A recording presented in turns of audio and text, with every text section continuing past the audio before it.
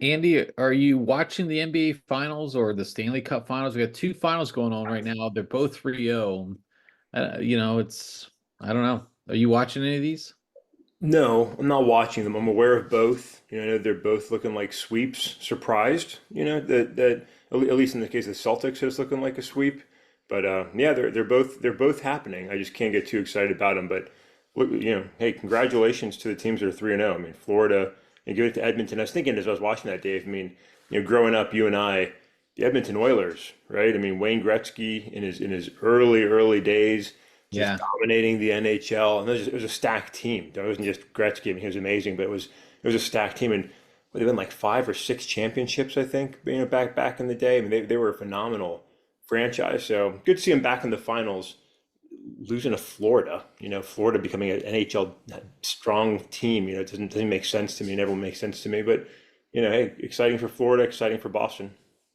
Yeah, it's you're right. I mean, Edmonton had Yari Curry, Mark Messier, they Yeah, had Paul Coffey like on the yeah. defense, I mean, Grant legends. Fuhr. Like they had a great team. I remember growing up, I mean, because again, the Islanders were early 80s, the Islanders were the team.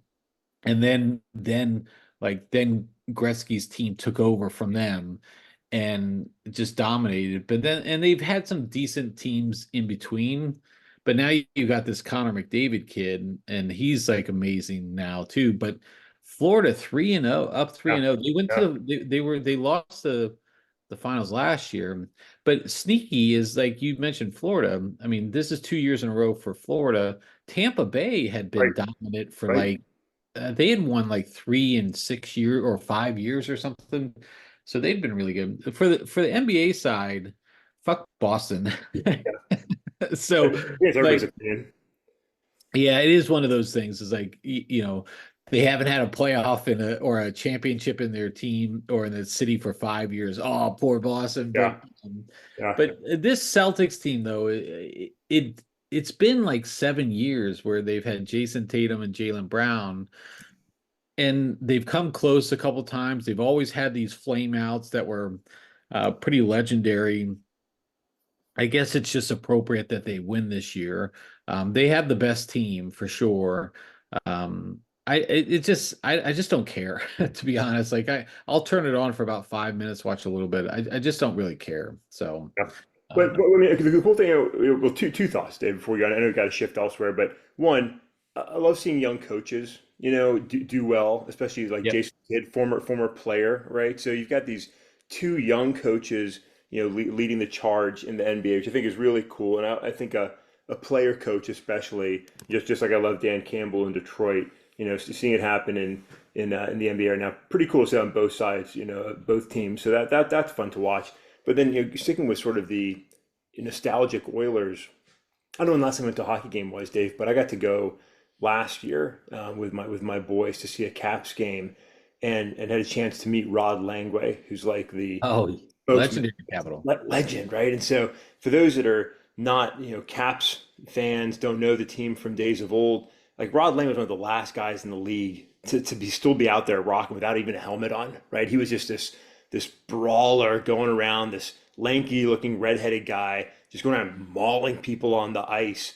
Phenomenal. I mean, it was so fun to watch him play hockey. So getting to meet him was just crazy. I mean, the guy came over and was like, "Hey, do you want to meet Rod Langway?" I was like, "Hell yeah, I want to meet Rod Langway." I get a chance to go and take a photo with him. Super nice guy, a huge dude. I mean, like, watching him on the ice, like he was a smaller guy. He's a massive guy. He's tall. He's just big and super pleasant. So really cool to see his relationship staying with the Capitals. But I love those old players because I mean hockey's still a ferocious, violent game. But man, back in the '80s and even the early '90s to some extent, like it was really Yeah. like you had to be a mauler to play hockey. There was nothing pretty about it. It was brutal. It was rough. And if there wasn't at least one or two fights, like you wanted your money back.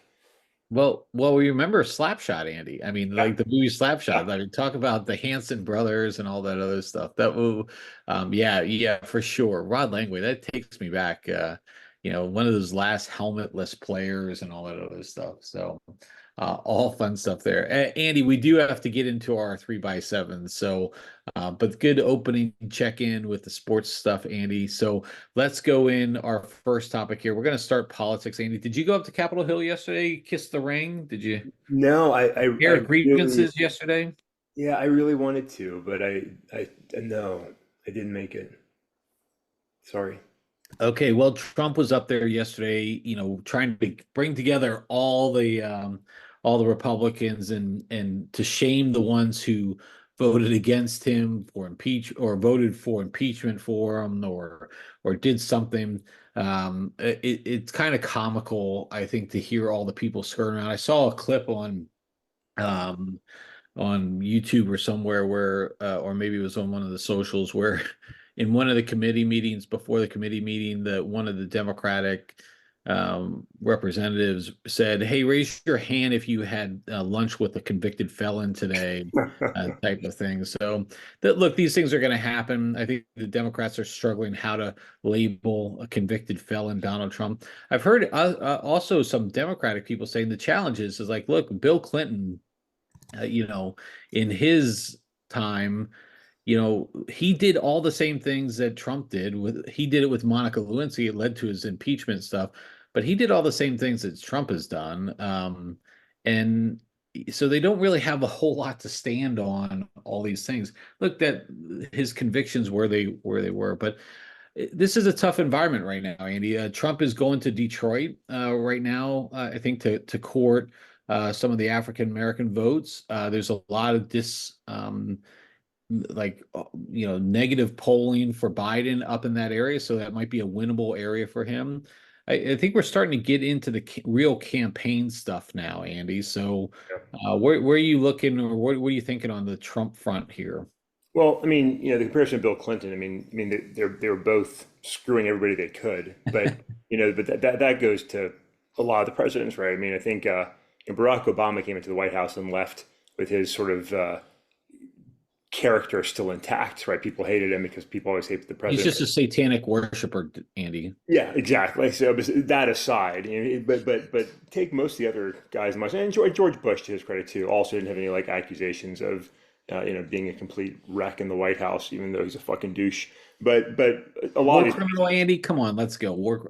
yeah. Well, well, yeah, Yeah, it's a touchy subject, right? So, but I mean, a lot of these guys screwed around. But I think there's a difference between the concerns around Trump and Clinton for sure. I don't think that. I mean, I'm no Clinton fan, but they're very different men, with very very different concerns about them. But both aren't particularly impressive either.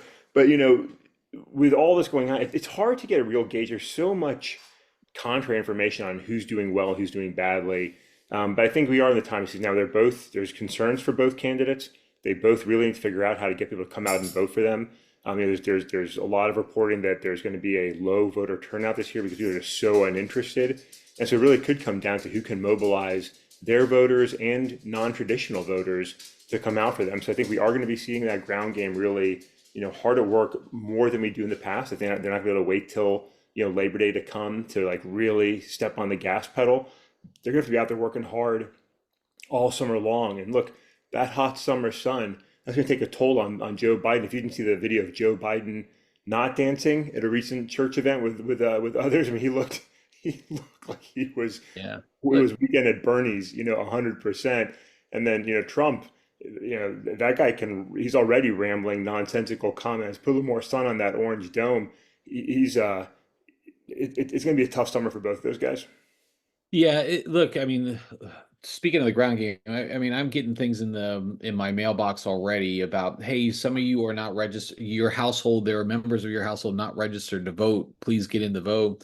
I think it is really important. I think the apathy about I'm tired of both of these people, similar to 2016, about anti-Clinton Obama connections. I think that's what fueled a lot of Trump as well. They just didn't want to be a foregone conclusion.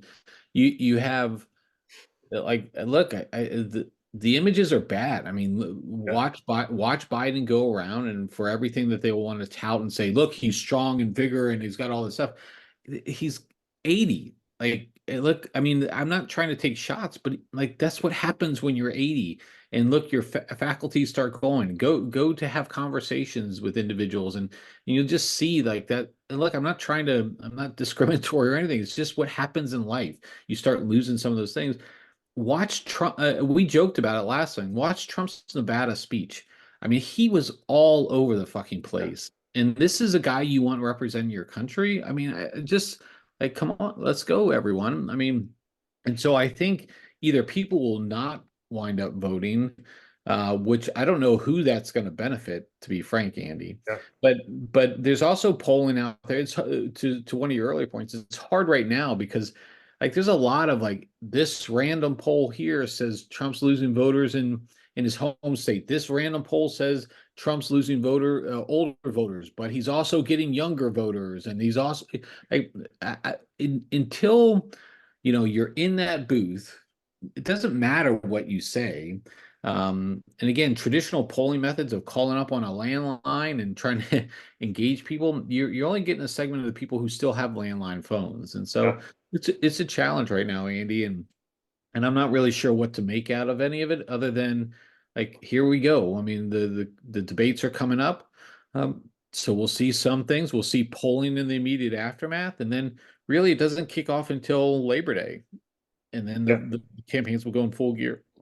Yeah, I So mean, and I mean, you're right in all those areas. You know, like I'm looking at in my household. You know, I remember I was always super excited to have the opportunity to vote. Like I wanted to vote in my first election, you know, very badly. I like to vote every time I can. I get excited about it. I think it's a duty.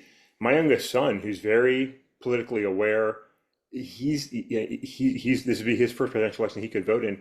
And he just does. He can't get excited about the main candidates. Right now, he's like, I don't know if I'm going to vote at all, right? Because he's just not excited to throw a vote into either of these guys' corner. And I think that's a lot of Americans. So it'll be interesting to see how it goes out as the year continues. But Dave, let's talk about something else. okay, let's definitely talk about something else here. And I'm going to start little lighter tone, Andy. I sent you a link to an article yesterday. Yeah. This is coming from the Washington Post. Apparently, Andy, there's a new study out from Harvard and Montana Technological University. Harvard, I think probably people will know, recognize. I'm not sure I'm familiar with Montana Technological University, but they MTU, put MTU.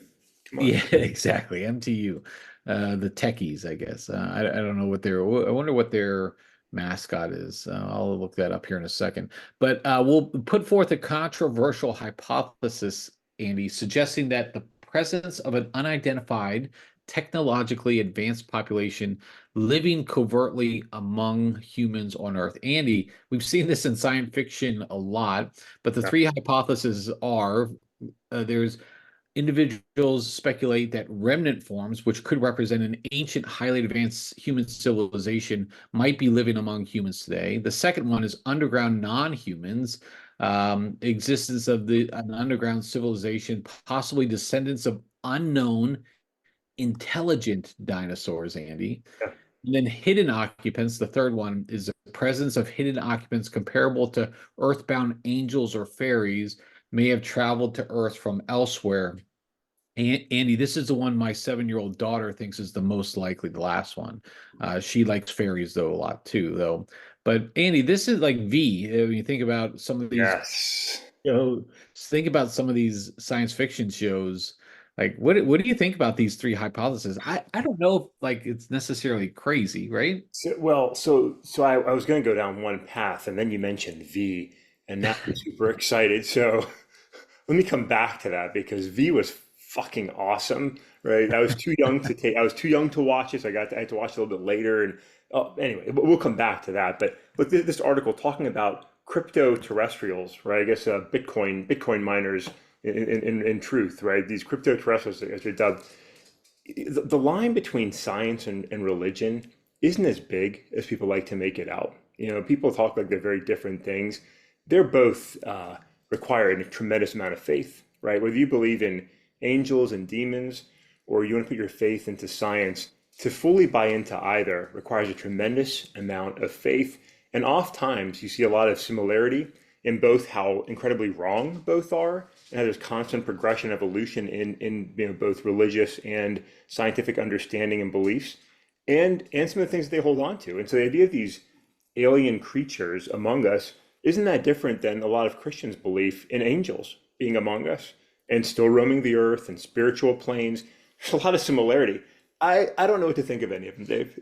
Like, could there be secret life on Earth? Well, if it's secret, I don't freaking know. Like, how do you I mean? Like, we don't see it. Like, is it theoretically possible? Yes. Do I think there's alien life roaming around the Earth? I do not. If there were fairies, I'd be ecstatic. Let's throw in some elves and maybe some gargoyles. Right, let's throw in some halflings. I mean, I'd love to see a fantasy world erupt, underneath the surface of the earth and take over the earth. That'd be awesome. But I don't personally believe that there are aliens living among us. But it's interesting to see. It's interesting to see it, and it brings me back to the idea of really like science and faith. Like we think there's such different, sides of the coin.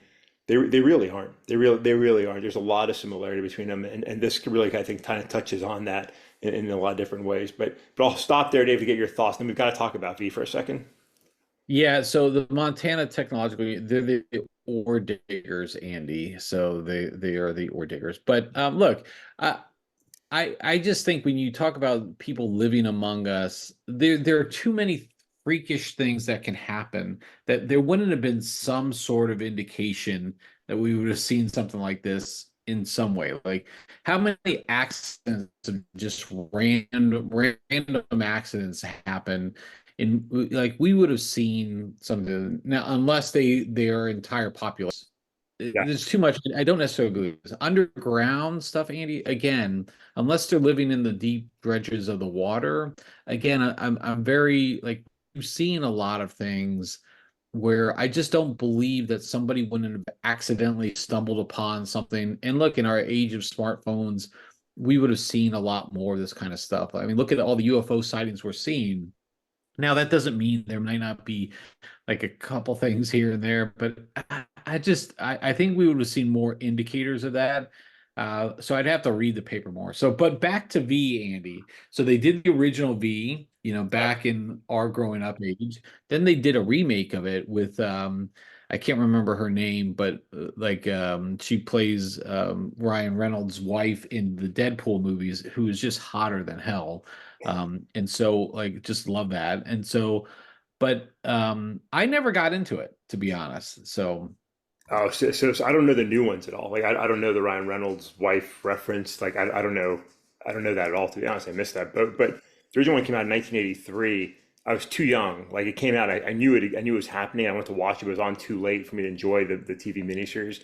But I got to see glimpses of it, and I saw it later, and then it became a TV series, which was awesome. But they do these reptilian like aliens coming exposing themselves as humans and coming in friendship, but really trying to take things over.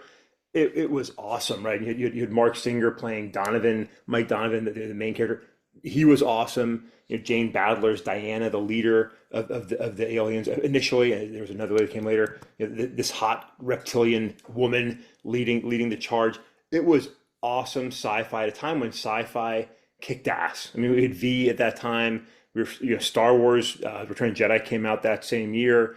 We had shows like The Last Starfighter, which was awesome. Like there's so much cool sci-fi growing up that we don't have today. But V was great. The Alien Takeover was great. I don't know if there's fairies and crypto terrestrials roaming the Earth, Dave, but bring me V because it was awesome. If you haven't seen it or listeners haven't seen it, like it's a little bit old now, right? It's 40 years old, but still such an awesome series and idea. I want to go back and watch it now. I want to see if it's streaming somewhere if I can watch it. I'm gonna have to take that in this weekend.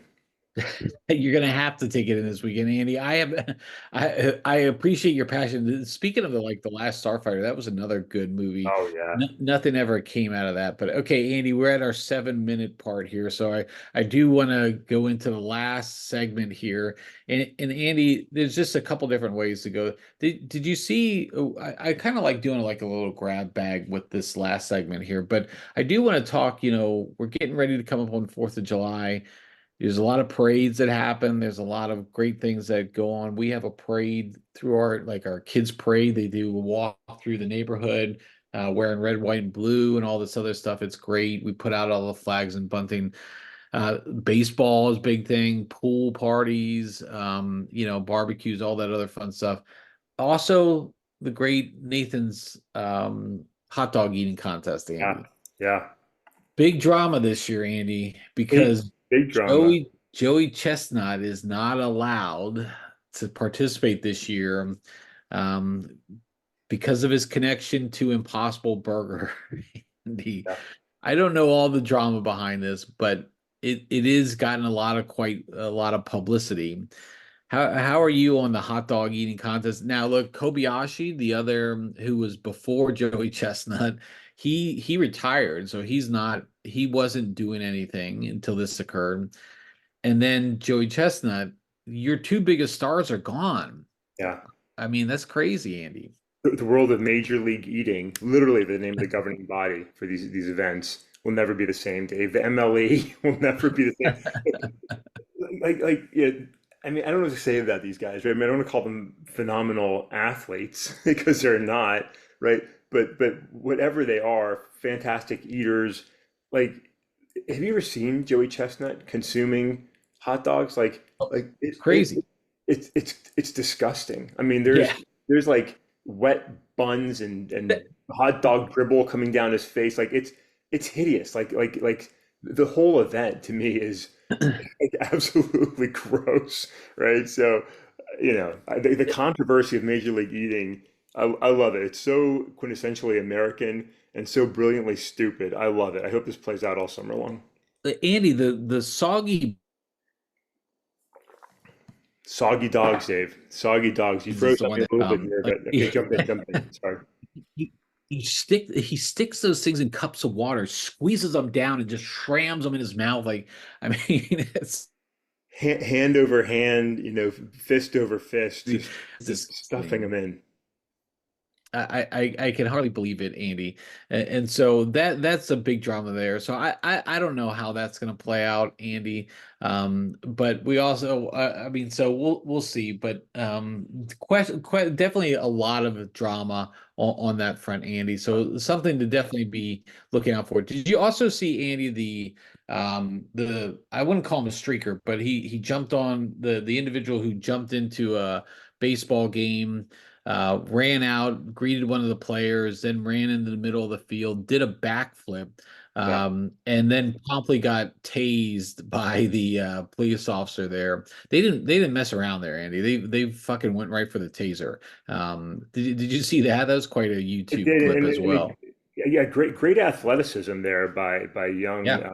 William Hendon. Good timing on his backflip. Evading the initial tase.